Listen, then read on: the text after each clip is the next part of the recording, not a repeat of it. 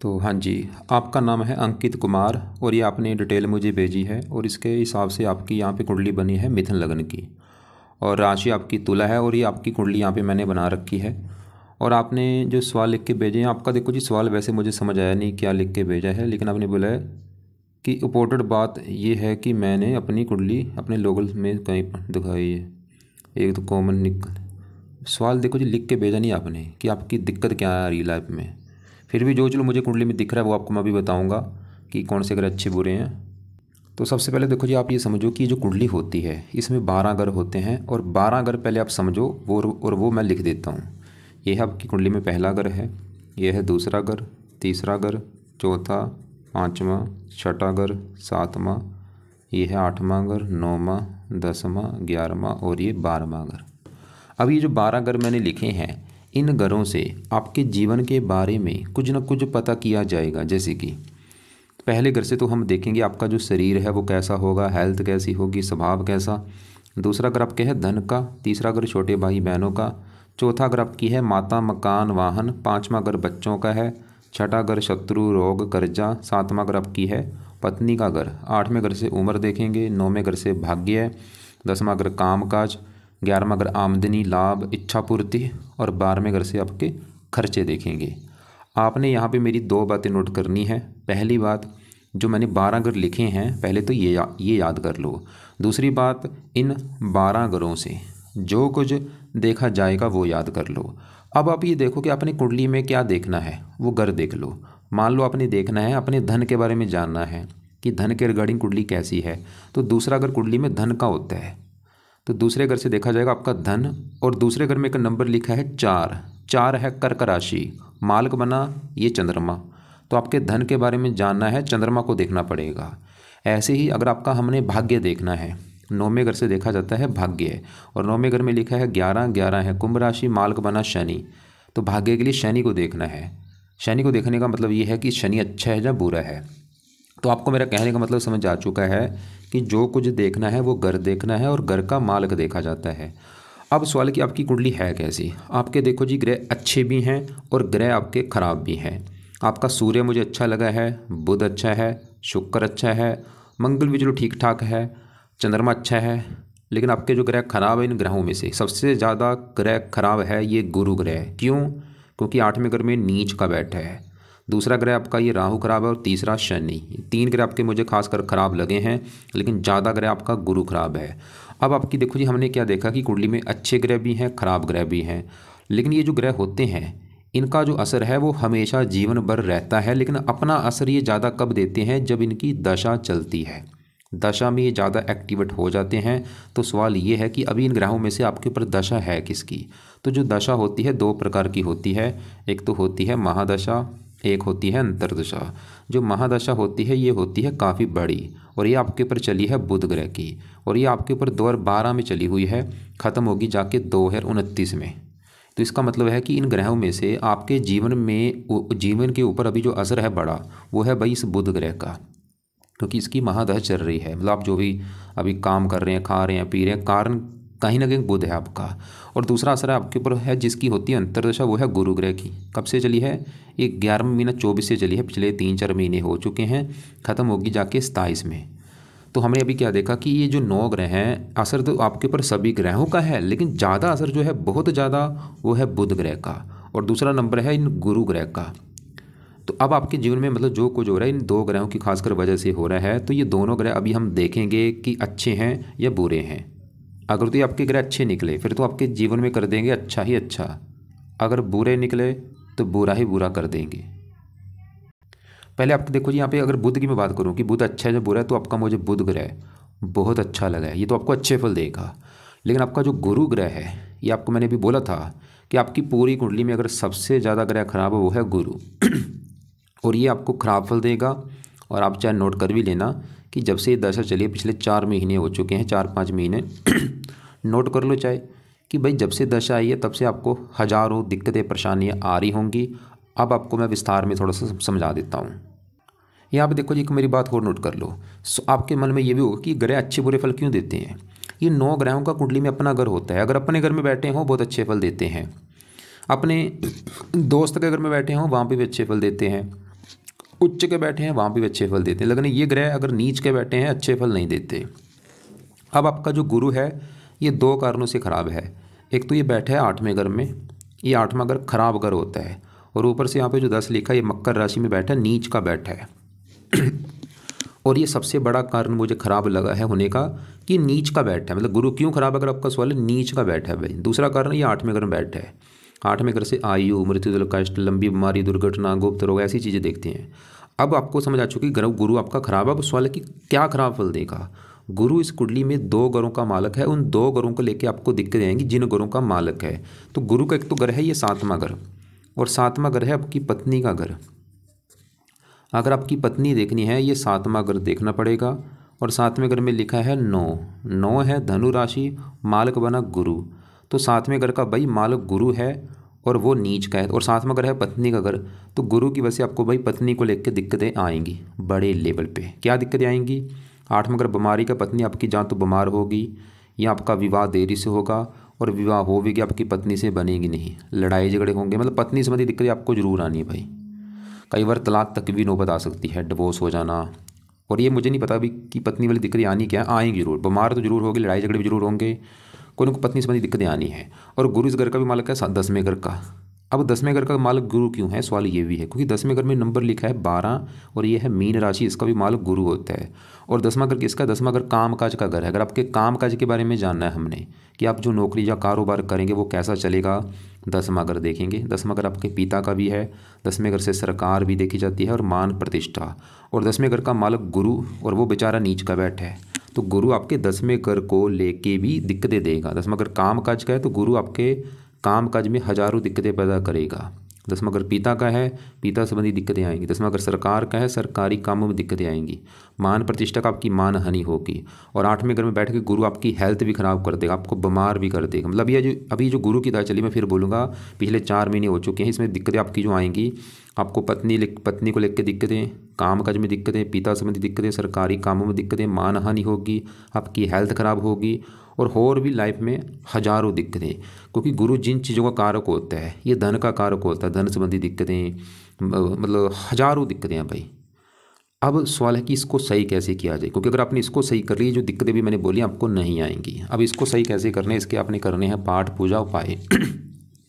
तो क्या उपाय हैं, पहला जो उपाय है, आप गुरु के मंत्र एक बार पूरे करो संकल्प लेके। और मंत्र इसके हैं 19,000 मंत्र हैं, ये पूरे करने हैं। मंत्र है इसका ओम ब्रह्म बृहस्पति नमः, ओम ब्रह्म बृहस्पति नमः।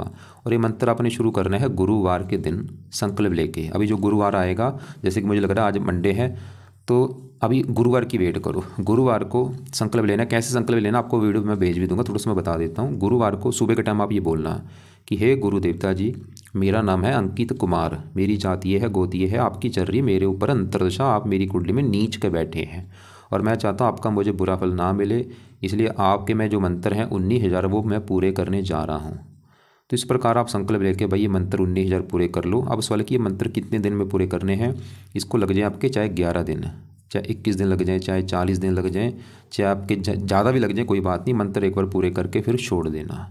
मतलब आपने रोजाना 2-2 3-3 माला करना है ये मंत्र पूरे करने के लिए। फिर मंत्र पूरे करके मैंने क्या बोला, छोड़ देना। अब दूसरा जो उपाय आपने करना है वो है, गुरु का नाम है बृहस्पति, आप भाई बृहस्पति कवच का पाठ पढ़ा करो। और एक है बृहस्पति स्रोत का पाठ, और ये दोनों करने हैं जरूर। बेस्ट उपाय हैं बृहस्पति कवच का पाठ और बृहस्पति स्रोत का पाठ। कब पढ़ने हैं इनको, सुबह के टाइम पढ़ना है। अगर पढ़ना आता है, नहीं आता ऑडियो लगा के सुना करो, और कोशिश करो इनको 2-2 3-3 बार पढ़ा करो, क्योंकि जितना ज़्यादा पढ़ेंगे उतना आपको भाई फ़ायदा होगा। एक बार पढ़ लिया, दोबारा फिर पढ़ लो, फिर पढ़ लो। 2-2 मिनट के पाठ, ज़्यादा टाइम नहीं लगेगा। तो इनको 2-2 3-3 4-4 जितने पाठ पढ़ोगे फ़ायदा होगा। चौथा उपाय है जो कि बहुत ज़रूरी है, आपने करना है गुरु ग्रह का दान। और ये दान कब करना है, सवाल ये है, हर गुरुवार को तो जरूर करना है। जिस दिन मतलब बृहस्पतिवार होगा उस दिन ये दान तो जरूर करना है। बाकी आपकी अगर मर्जी है आप रोजाना भी दान कर सकते हैं। अगर रोजाना करोगे फ़ायदा ज़्यादा होगा। अब दान होता क्या है, ये पीले रंग का दान होता है। कुछ भी पीले रंग का दान, जैसे पीले चावल, पीली दाल, पीला कपड़ा, पीली हल्दी, कुछ भी पीले रंग का दान आप कर सकते हैं। और वैसे आपको मैं ये वीडियो भेज भी दूंगा कि दान गुरु ग्रह का क्या होता है, किसको करना, उस वीडियो को आप एक बार देख लेना।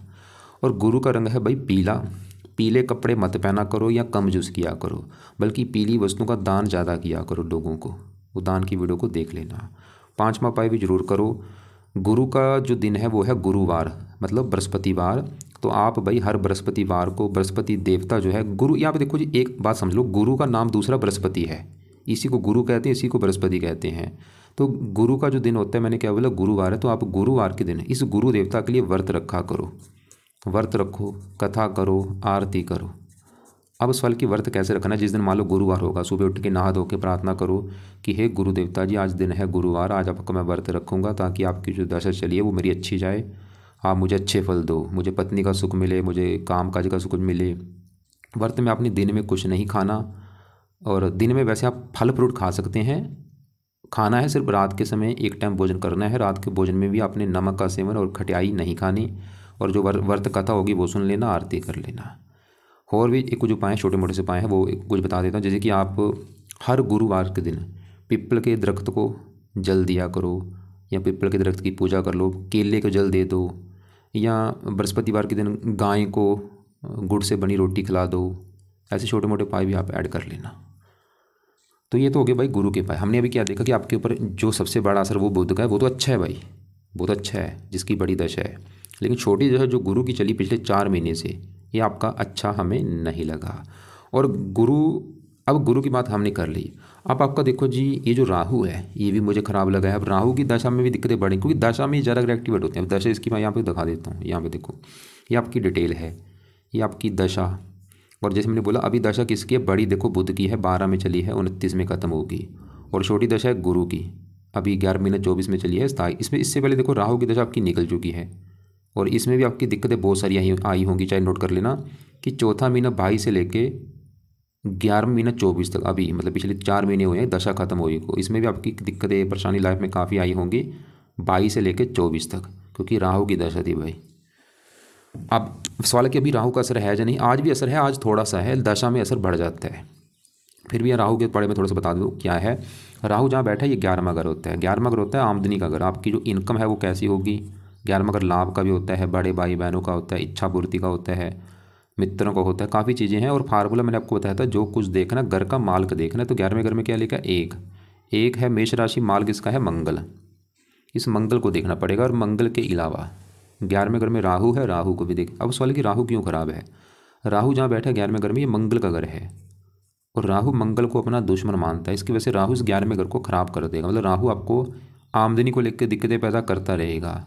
लाभ का घर है, काम काज में लाभ ना मिलना, प्रॉफिट ना होना, इच्छाएं पूरी ना होना। मतलब राहु की दशा में आपकी जो दिक्कतें आई होंगी, उसमें भी आपके काम काज में दिक्कतें आई होंगी। लॉस हो जाना, घाटा हो जाना, काम काज ज़्यादा ना चलना, बड़े भाई बहन अगर कोई होंगे उसको लेकर दिक्कतें आना। इसकी दृष्टियाँ भी हैं। 5वीं पड़ेगी यहाँ पे, 7वीं यहाँ पे संतान घर के ऊपर थोड़ी सी संतान संबंधी चिंता होना। 9वीं पड़ेगी 7वें घर के ऊपर, यहाँ पे है नीच राशि भाई। तो राहु 7वें घर को दृष्टि दे रहा है, पत्नी घर को। राहु पत्नी संबंधी भी दिक्कतें पैदा करेगा। आपकी यहाँ पे पत्नी वाली दिक्कतें आने के 2 कारण हैं। एक तो पत्नी के घर का मालिक गुरु वो नीच का है, और पत्नी घर के ऊपर है राहु की दृष्टि। मैं आपको गारंटी से लिख के दे सकता हूँ, आपको पत्नी वाली दिक्कतें जरूर आएंगी।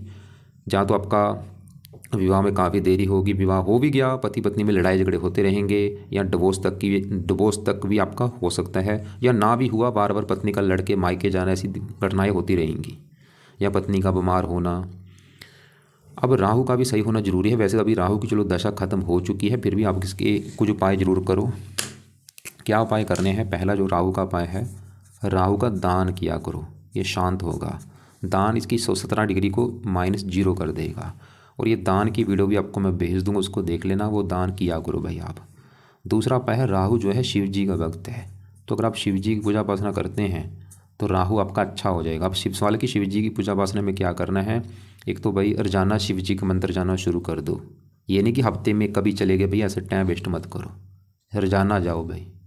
नहीं जा सकते कोई बात नहीं, लेकिन घर पे ही बैठ के सुबह का टाइम, सुबह अपना जल्दी उठ जाओ, 5-6 बजे उठ के अपने घर में जो पूजा स्थान वहाँ पे बैठ जाओ। बैठ के पूरी भावना से हाथ जोड़ के आंखें बंद करके ओम नमः शिवाय, ओम नमः शिवाय, ऐसे 20, 25, 30 मिनट जपा करो। ये नाम जपना अपने शिव जी का। अगर आपने लिख भी रखा था आप शिव जी को मानते हैं, मानने से कुछ नहीं होगा भाई, उसका नाम जपो ना, फिर तभी फायदा होगा आपको। तो ये शिव जी का जो मंत्र मैंने बोला है ओम नमः शिवाय, ये जपना है। इससे क्या होगा, शिव जी तो प्रसन्न होगा ही, हाँ राहु भी अच्छा हो जाएगा भाई आपका, और भी हज़ारों फायदे होंगे आपको। तो राहु का मैंने दान बोला, वो वीडियो देख लेना। और शिव जी का मंत्र बोला है, घर पे बैठ के कर लो चाहे शिव जी के मंदिर में जाके कर लो, वो आपकी मर्जी है।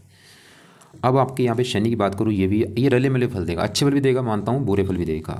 क्योंकि शनि भी जहाँ बैठा है छठा घर है, ये खराब घर होता है। छठे घर से रोग देखा जाता है, कर्जा, शत्रु, कोर्ट कचहरी, चोरी, ठगी, ऐसी चीज़ें देखते हैं।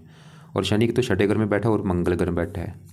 और शनि का अपना घर है ये नौवां घर, और नौवें घर से देखा जाएगा आपका भाग्य, मैंने बोला था भाग्य देखना है नौवां घर। नौवें घर में क्या लिखा है 11, 11 है कुंभ राशि, मालक बना शनि, छठा घर शत्रु राशि, भाग्य शनि है, भाग्य भंग योग बना है। शनि दिखा रहा है कि आपका भाग्य साथ नहीं देगा आपको, मतलब भाग्य उदय करने के लिए काफ़ी लाइफ में दिक्कतें, परेशानियाँ, स्ट्रगल आएगा।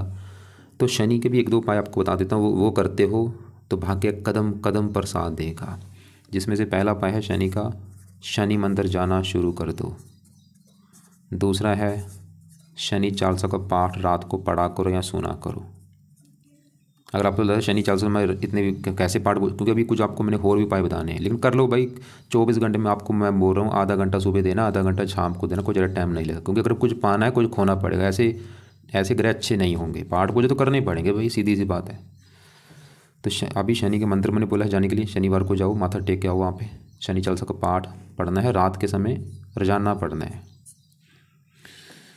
अब आपकी बात करते हैं दूसरे ग्रहों की बात। जैसे कि यहाँ पे तीसरे घर में जो बैठे हैं ये शुक्र, मंगल, बुध, सवाल की ये कैसे हैं। तीसरा घर होता है छोटे भाई बहनों का, छोटी यात्राएं, पराक्रम, उद्यम, मेहनत, साहस।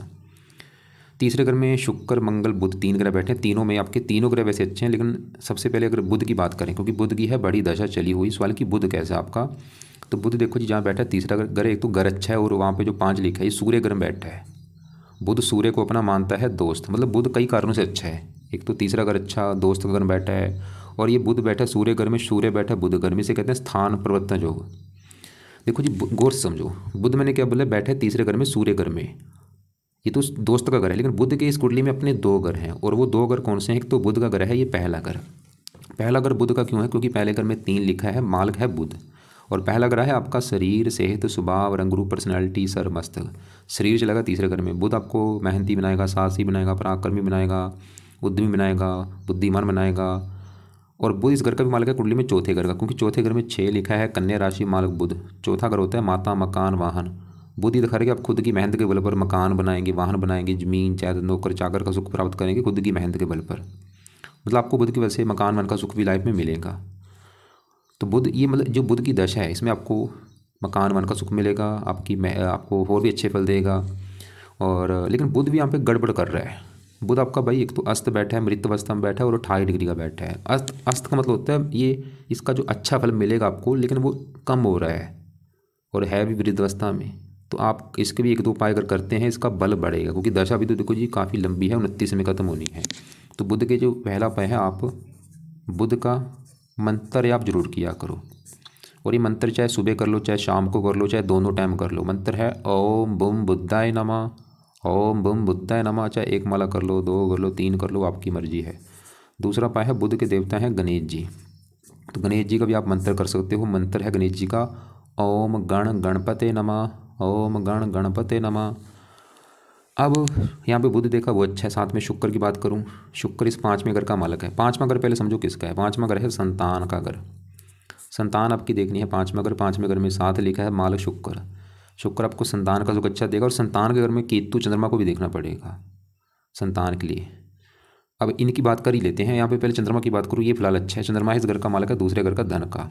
धन देखना है दूसरा घर, दूसरे घर में 4 लिखा है, मालक चंद्रमा। और चंद्रमा बैठा है संतान घर में, धन संतान।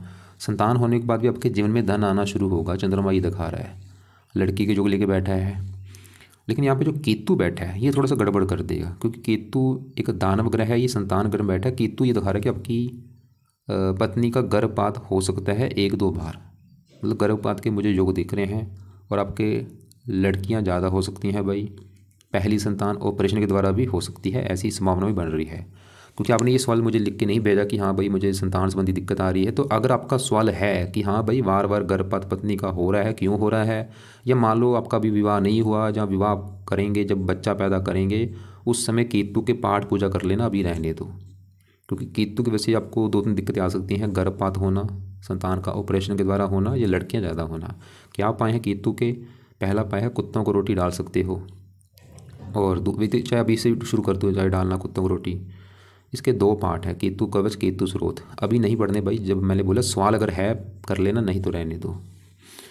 बाकी आपके चौथे घर में सूर्य अच्छा है, क्योंकि ये बुध घर बैठा है, मित्र राशि है, और सूर्य भी चौथे घर का अच्छा कर देगा। चौथा घर है माता, मकान, वाहन। सूर्य भी दिखा रहा है कि आपको लाइफ में अच्छा घर, अच्छी गाड़ी, मकान, वाहन, ये चीज़ें मिल जाएंगी लाइफ में। और बाकी यहाँ पे मंगल मित्र राशि में बैठा सूर्य एक घर में है, तो मार्केट, लेकिन फिर भी आपको मेहनती सास ही बनाएगा। इस घर का कारक भी है। तो आपको यहाँ पे बताने की वजह से काफ़ी चीज़ें शॉर्टकट में चीज़ें बता चुका हूँ। बस आपको ये बोलूँगा कि आपकी कुंडली में शुक्र अच्छा है, बुध अच्छा है, मंगल भी ठीक है, सूर्य अच्छा है, और चंद्रमा अच्छा है। ग्रह जो खराब है, सबसे ज़्यादा ग्रह खराब है गुरु ग्रह। नीच का बैठा है बड़ा कर्ण, 8वां घर खराब घर, 13 डिग्री वक्री। वक्री का मतलब है जो बुरे फल देगा 3 गुना अधिक मात्रा में। तो गुरु के पास ज़्यादा करने हैं जो यहाँ पे मैंने लिखे हैं। और बुरी बात है कि गुरु है तो खराब, ऊपर से उसकी अभी दशा भी आपकी चल चुकी है, और ये दशा भी चली है 4 महीने हुए, अभी देखो 27 तक है। मतलब ये आपका बुरा समय है जब तक ये दशा चलेगी आपकी। इसमें आप कहीं कोई बिजनेस शुरू मत करना नया, बिजनेस आपका ठप हो जाएगा, चलेगा नहीं आपका। पत्नी से लड़ाई झगड़े मत करना, पत्नी की हेल्थ का ख्याल रखो, और बाकी उपाय ज़रूर करो। तो आपने जो उपाय ज़रूरी हैं, एक तो गुरु के उपाय ज़रूरी हैं, एक राहु का खाली अभी दान कर लो, और राहु के लिए मैंने वो शिव जी की पूजा उपासना बोली है। और शनि के लिए शनि मंदिर जाओ और शनि चालीसा को पाठ पढ़ो। और सूर्य के उपाय रहने दो, चंद्रमा के उपाय रहने दो, शुक्र के उपाय रहने दो, मंगल के रहने दो, और केतु के उपाय बोले जब संतान लेंगे उस समय कर लेना। और बुध के उपाय क्यों बोले हैं? क्योंकि बुध की आपकी है बड़ी दशा, ताकि ये दशा और अच्छी जाए। तो बुध के लिए बुध का मंत्र करो, और गणेश जी का मंत्र करो, और बुध का पन्ना रत्न भी दान कर सकते हो, वो भी अस्त बैठा है, उससे भी आपकी इसकी पावर बढ़ेगी। सवाल की रत्न कौन सा दान करना चाहिए आपको? आपने सिर्फ भाई बुध का पन्ना करना, और रत्न कोई दान मत करना। और पन्ना भी अपने राइट हैंड की इस छोटी उंगली में करना है, चांदी में जड़वा के। और शुक्ल पक्ष के पहले बुधवार को सुबह के टाइम धारण करना है। धारण करने से पहले कच्चे दूध में या गंगा जल में धो के एक बार धारण कर लेना। हरे कपड़े ज़्यादा पहना करो। कौन से कपड़े कम यूज़ करने? पीले, बस पीले काले कपड़े, ऐसे कपड़े कम यूज़ करो, खासकर पीले कपड़े। तो ये आपको समझ आ चुकी, मैंने आपको क्या समझाया है कि अभी जो गुरुवार आने वाला है, गुरुवार की वेट कर लो। गुरुवार को गुरु का मंत्र शुरू करके संकल्प लेके ये 19,000 मंत्र जो है आपकी मर्जी है, चाहे 11 दिन या 21 दिन या 40 दिन में पूरे करके छोड़ देना। उसके बाद बृहस्पति कवच, बृहस्पति स्रोत दोनों पाठ पढ़ने हैं या सुना करो ज़्यादा से ज़्यादा। कब तक? पढ़ते रहो लाइफ टाइम, या जब तक दशा तब तक ये पाठ जरूर पढ़ा करो या सुना करो। गुरु का दान कोशिश करो, चाहे रोजाना कर दो या हफ्ते में 3-4 दिन जरूर किया करो। और गुरुवार को दान जरूर करो। व्रत रखोगे बहुत अच्छी बात। अगर आपको लगता है कि भाई मैंने व्रत कभी नहीं रखा, वो आपकी मर्जी है। व्रत कथा आरती मैंने आपको बोला है, और जो छोटे मोटे उपाय बोले थे वो भी आप कर लेना। पीपल को जल दे दो, जो बोर्ड का दरख्त होता है उसको जल दे दो। बाकी आपको मैंने बोला है ये तो गुरु के जो पाठ हैं या मंत्र है ये सुबह करने हैं। रात के समय क्या करना है? रात को शनि का जो शनि चालीसा का पाठ है ये रात को बोला है। और बाकी बुध का जो मंत्र है ये आप सुबह भी कर सकते हैं, शाम को भी कर सकते हैं, दोनों टाइम भी कर सकते हैं। ओम बम बुद्धाय नमः मंत्र है, और गणेश जी का मंत्र भी ओम गण गणपति नमः, ये भी आप सुबह शाम कर सकते हैं। और शनि मंत्र जाया करो भाई हर शनिवार को, भाग्य साथ देगा आपका। राहु का दान देख लेना क्या है, गुरु का दान भी देख लेना क्या है। और इसके अलावा आपको मैंने शिव जी की पूजा उपासना बोली है, शिव जी के मंदिर जाओ, शिव जी का मंत्र आप करो। एक बार आपके जो सवाल है वो देख लेता हूँ। वैसे सवाल आपने लिख के नहीं भेजे, बस ये लिखा है कि पहले फिंगर में पन्ना और जरकन। शुक्र के रत्न पहनने से फायदा भी है, नुकसान ये कि बाहर में घर का भी स्वामी। खाली पन्ना पहन लो, हो रत्न धारण मत करो कोई। पन्ना 5 रत्ती का, वैसे वेट अगर आपका वेट 70 के आसपास है, आपको 7.25 रत्ती का पन्ना चाहिए। लेकिन आपके पास जो पन्ना है अभी उसी को पहन लो भाई, ऐसे पैसे खर्च मत करो। बस जो है रत्न उसको चांदी में जड़वा के शुक्ल पक्ष के पहले बुधवार को पहन लो, और कोई रत्न मत पहनना। 5.5 में वैसे नहीं धारण किया जाए, 5.25 रत्ती में होने चाहिए। चलो उसको पहन लो, कोई दिक्कत नहीं। मैं महाकाल को मानता हूँ, ठीक है। शिव जी की पूजा उपासना करो, मंत्र बोला वो रोजाना दिया करो, कभी कभी मंत्र नहीं, ऐसे काम नहीं चलेगा, रोजाना जाना है। मंगल के व्रत रखो। मंगल की तो आपकी है ही नहीं दिक्कत भाई, उसका तो ना कोई दशा है। दशा जिसकी है गुरु की, उसको सही करो। दान एक और लिख लो। एक तो आपको मैंने गुरु का दान बोला है गुरुवार को, एक राहु का दान बोला है। राहु का दान कब करना, सवाल ये भी है। आप चाहे शनिवार को जरूर करो, आगे पीछे भी कर सकते हैं, शनिवार को जरूर किया करो। मंगल वैसे छठे घर का मालिक है, मंगल का दान भी आप अगर टाइम आपका लगे मंगलवार को कर सकते हो। मंगल का दान कर लिया करो, कभी कभार मंगलवार को दान कर लिया करो। लाल रंग का दान होता है कभी हनुमान जी के मंदिर में चोला चढ़ा दिया, संदूर चढ़ा दिया, लाल रंग का दान, वो देख लेना वीडियो में। तो उम्मीद करता हूँ आपको जो मैंने समझाया है समझ आ चुका होगा। बाकी फिर भी क्योंकि आपके सवाल अगर होते, अगर आपने लिख रखा होता कि भाई मेरी दिक्कत आ रही पत्नी को लेके, पहला सवाल मेरा ये है, दूसरा सवाल है मेरी कामकाज में दिक्कत है, तो आपको मैं बोलता भाई दिक्कत आने का कारण गुरु है। पत्नी वाली दिक्कतें भी गुरु की वजह से आ रही है, कामकाज में दिक्कतें गुरु की वजह से आ रही है। अगर आप बोले मुझे मेरी हेल्थ ख़राब हो रही है, कारण गुरु है, फिर भी चाहे तो कॉल करके पूछ लेना, जहाँ अपना सवाल जो है वो लिख के भेज देना।